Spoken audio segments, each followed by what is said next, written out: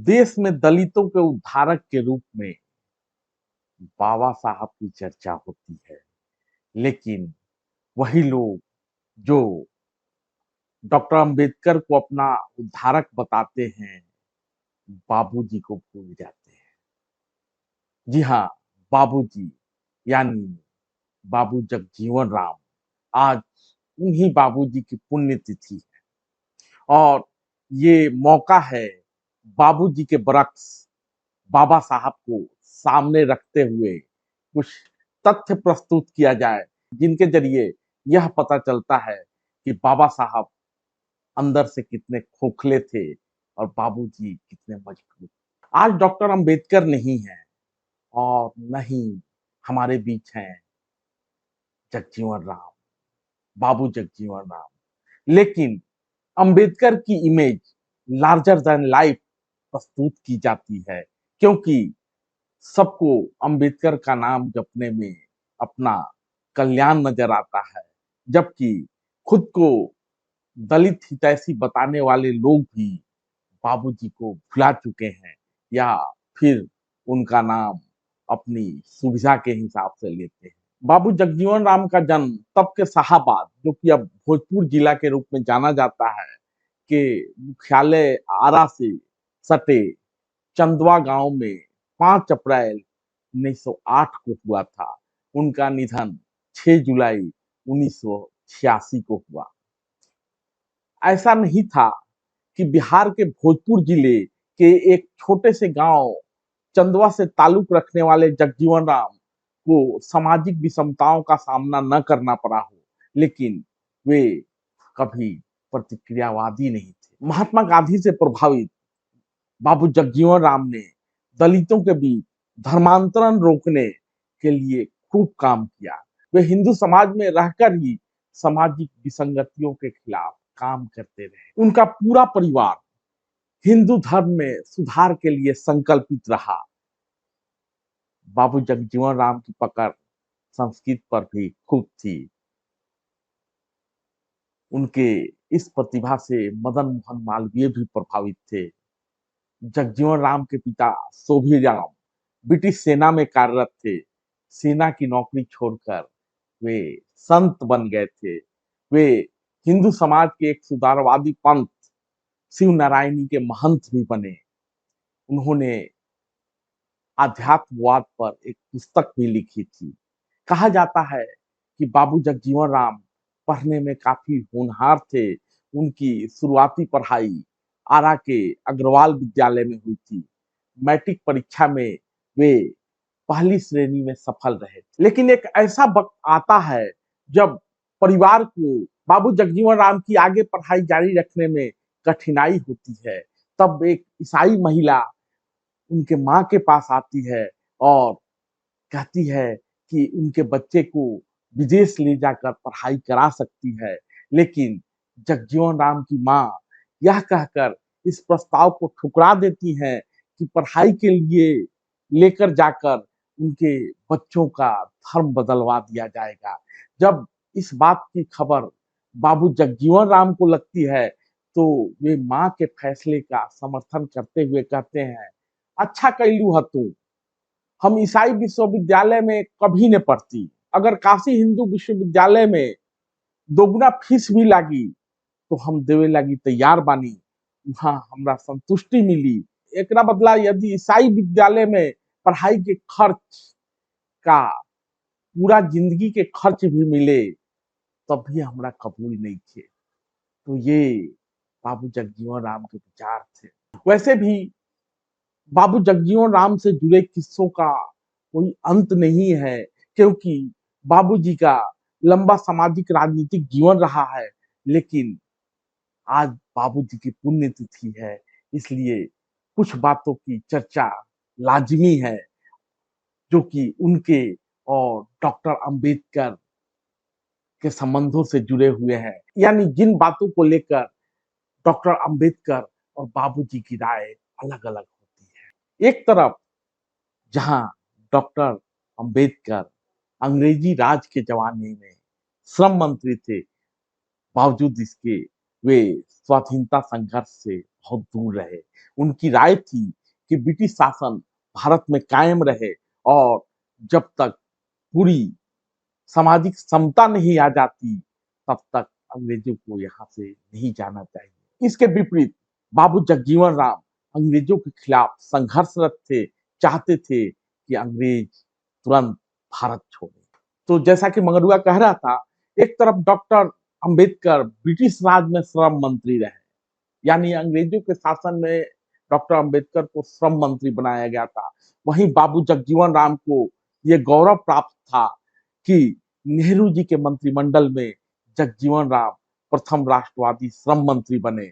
उन्होंने देश के श्रमिकों, दलितों के कल्याण के लिए कई कानून बनवाए। एक तरफ जहां डॉक्टर अंबेडकर दलितों की दयनीय स्थिति के लिए केवल और केवल हिंदू वर्ण व्यवस्था को जिम्मेवार मानते थे, इसका हल डॉक्टर अंबेडकर को सिर्फ धर्म परिवर्तन में नजर आता था।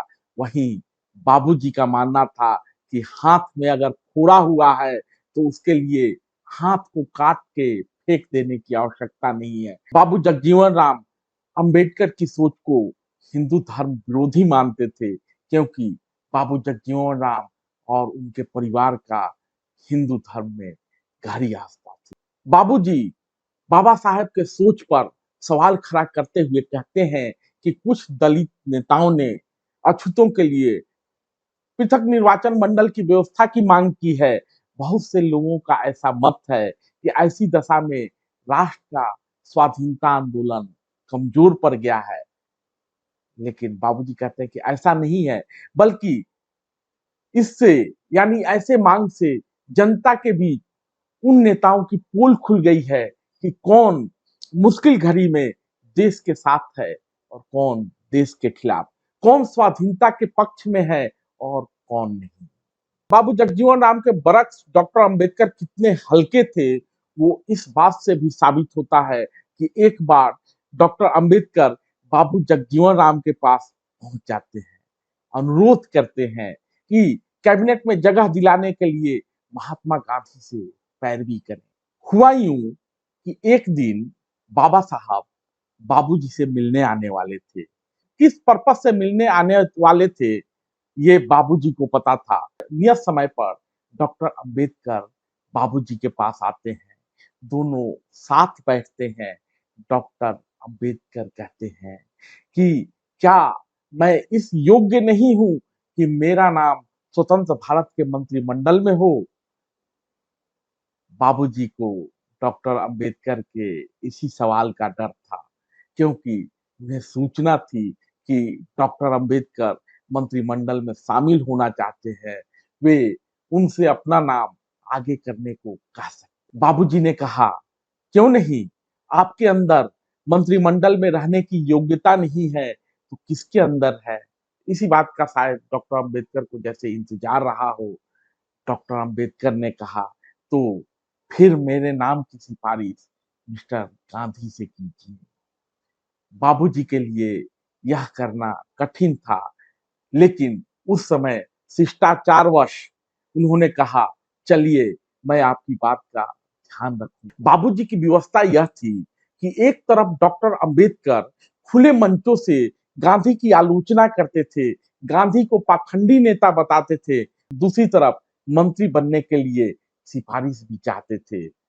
अंबेडकर के इस सवाल पर बाबू जगजीवन राम सोच रहे थे कि आखिर बात कैसे शुरू की जाए, क्योंकि यदि वो सिफारिश करते हैं और कांग्रेस का कोई नेता पूछ ले कि किस आधार पर आप डॉक्टर अंबेडकर की सिफारिश कर रहे हैं, क्या किया है उन्होंने कांग्रेस के लिए, क्या योगदान दिया है, उनका क्या योगदान स्वतंत्रता संग्राम में रहा है, तो फिर वो क्या जवाब देंगे। बाबूजी की हिम्मत नहीं हो रही है, लेकिन बाबूजी को लगता है कि कुछ भी हो, डॉक्टर अंबेडकर दलितों के हितैषी तो हैं। तो सबसे पहले बाबूजी सरदार पटेल के पास पहुंचते हैं और कहते हैं कि डॉक्टर अंबेडकर मेरे पास आए थे, उन्होंने जो बात कही है वह मैं आपके सामने रखना चाहता हूं, लेकिन थोड़ा संकोच हो रहा है कि पता नहीं आपकी क्या प्रतिक्रिया होगी। पटेल का जवाब आता है, मुझे मालूम है डॉक्टर अंबेडकर ने आपसे क्या कहा होगा, यही ना कि वो मंत्रिमंडल में शामिल होना चाहते हैं। बाबूजी को भी इस बात का भान था कि सरदार पटेल की ताकत क्या है और गांधी से उनका जुड़ाव क्या है। इसलिए बाबूजी पहले पटेल से बात कर थोड़ा माहौल को ठीक करना चाहते थे, लेकिन सरदार पटेल कोई जवाब नहीं देते हैं, ना ही अंबेडकर को मंत्रिमंडल में शामिल किए जाने के सवाल पर कोई उत्साह दिखाते हैं। बस इतना ही कहते हैं, आपको जैसा उचित लगे वैसा कीजिए। अब बाबूजी के पास बाबा साहब को मंत्रिमंडल में शामिल किए जाने को लेकर गांधी से बात करने के अलावा कोई रास्ता नहीं बचता है। बड़े सकुचाते हुए बाबूजी गांधी जी के पास पहुंचते हैं, कहते हैं कि डॉक्टर अंबेडकर अपने तमाम विरोधों को भुलाकर कांग्रेस से मित्रता करना चाहते हैं। अगर आप उचित समझें तो नेहरू से बात करें तो उनका नाम स्वतंत्र भारत के मंत्रिमंडल में आ सकता है। गांधी ने कहा, मैं नेहरू व अन्य नेताओं से बात करूंगा। तो इस उदाहरण के जरिए आप समझ सकते हैं कि बाबूजी का व्यक्तित्व कितना बड़ा था और बाबा साहब कितने खोखले थे, क्योंकि मीठा मीठा गप गप, करवा करवा थू थू। डॉक्टर अंबेडकर ने कभी भी कांग्रेस के साथ मिलकर स्वतंत्रता संग्राम की लड़ाई नहीं लड़ी, बल्कि समय समय पर कांग्रेस के और गांधी के खिलाफ ही नजर आए।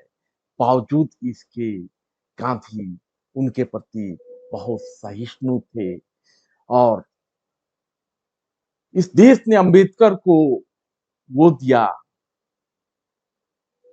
कि उन्हें भारतीय संविधान का कर्ता धर्ता माना, जबकि बाबूजी जो कि आजादी के पहले के नेता थे और आजादी के बाद के कई दशकों तक केंद्रीय मंत्रिमंडल में शामिल रहे, दलितों के उद्धार के लिए, समाज के हाशिए पर पड़े हुए लोगों के उद्धार के लिए न जाने कितनी नीतियां बनाई होंगी, कितना काम किया होगा। बावजूद इसके दलित समाज बाबा साहब की तुलना में बाबूजी को तो कम ही याद करता है। धन्यवाद।